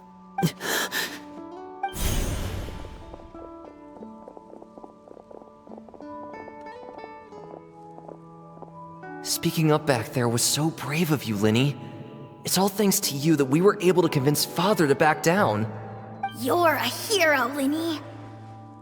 Hero? Father is the real hero. Had Father gone all out during the duel, there's no way I would have walked away with my life. She must have had it all planned from the beginning, from the very moment she suggested a duel. I'm not deserving of that title. I'm not strong enough or smart enough. You're wrong. In my opinion, all you need to be deserving of the throne is conviction and the necessary strength to act on it. We may have different ideas of what it means to be a family, but you can hardly be said to lack conviction. What you truly lack is strength. For someone of your talent, though, that's something that will come with time. Even without that strength, you still chose to face me in a duel, even though the odds were stacked against you. That capacity to honor your convictions is what I truly see in you. Father. No one knows what the future holds, what tragedy or triumph may be in store. Being at the head of this organization requires the strength of will to face whatever comes. Caution will only hold you back. If reaching a certain standard were required to go after what you want, I would never have succeeded in killing my predecessor. Back then, there was still a considerable gap between our abilities. Strength may decide the ultimate victor, but those who let a lack of strength dictate their decisions or undermine their convictions will never be worthy of the throne. I understand, Father. Thank you. Children must grow up to surpass their parents. Only then can a family continue to flourish. The road ahead is not an easy one, so I'll ask you one last time. Are you certain you want to stay? You've done so much for me, Father, and that kindness must be repaid. Plus, with Project 𝘂𝗍الله at hand, there are many dangers ahead, and I, for one, don't intend to back down. Protecting my family at all costs. That's my conviction. Then you're welcome to stay. As for Project 𝘂𝗍الله, you need not be too concerned. If those cowardly businessmen and heartless dignitaries try to take us down, I'm prepared to teach them a lesson. Having members who longed for the light was our organization's last weakness. With those members no longer among our ranks, the House of the Hearth is like a spider hiding in the shadows. We need only wait for our prey to come to us. At present, our imperative is to use their plan to our advantage. In doing so, a crimson moon shall rise amid the frigid blizzards of winter. No demonstration of loyalty shall go unrewarded, and no sacrifice shall be in vain. As for the two of you, whether we meet again as friend or foe, I'll remember the camaraderie we shared in this moment, no matter how arduous the journey ahead. I hope we both reach our desired destination. Lynette? Freminet? How are you feeling? Much better. Whew, what a relief! What about you? Are you feeling alright? I knew you'd come out unscathed. Us, on the other hand, well, we've been bedridden for 2 days. I couldn't even turn over. Oh, and I wanted to ask, is Clervie gone? Lyney and the other members have left Poisson and returned to the House of the Hearth. According to him, there haven't been any more sightings of a spirit roaming the house. I see. I'm glad. Father came to check up on us 2 days ago and told us about what happened with 𝘂𝗍الله and Clervie. Actually, I've met 𝘂𝗍الله before. Wait, what? You've met the former knave? 𝘂𝗍الله died a year after Clervie. It was during the year between their deaths that I joined the House of the Hearth. 𝘂𝗍𝗍الله had an extremely cruel and radical way of doing things. While she was alive, the atmosphere in the house was suffocating. When I joined, though, the experiment she valued so much had already come to an end, and all the people involved, dead and injured alike, were gone.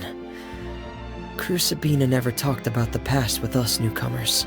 A couple of months after I joined, Father killed 𝘂𝗹ecie and burned all her files. With that, the names of all the people subjected to her experiments, Clervie included, were lost to the flames, along with the painful memories they represented. Father took in Lyney and me a couple months after that, but she never mentioned anything about 𝘂𝗹ecie or Clervie. It really seems like something she was planning to keep to herself. The last time you talked to her, did she mention why she kept it a secret for so long? She said she didn't want us to be affected by the darkness of the past. She was worried we'd develop a false sense of gratitude towards her if we knew about it. The foundation of a family should be free of any corrupting influence. Whatever happened in the past, it has nothing to do with who we are now. And that's what Father told us in the end. But I still thanked her for everything. It was only after hearing about what 𝘂𝗹ecie did that I finally realized how insignificant our lives could have been. The members of the house meant nothing to her. To say that she valued them in any way, even just as a tool, would probably be giving her too much credit. If Father hadn't taken over the House of the Hearth, I probably would have already... Father rarely brings up the fact that she saved us. She doesn't believe that being indebted to her should be what ties us together. But even if we didn't owe her anything, we would still choose to stay. Because this is our home. We may have arguments or times when we feel wronged. Some people may even choose to leave. But as long as Father is here, we will always have a home. Whether the path before us is bathed in sunlight or shrouded in shadow, we'll follow Father wherever she chooses to go. So I wanted to say thank you for helping us make it through this crisis. Without your help, we could have lost a lot more along the way. Oh, we didn't do anything, really. Of course. You're welcome anytime. Are Filial and Nantoy okay? I actually saw them at a cafe this morning. They didn't recognize me. From what I could tell, they were drinking coffee and talking about one of the operas that started running recently. They seemed happy. If I had to take a guess, I would say they finally found the kind of life they always wished for.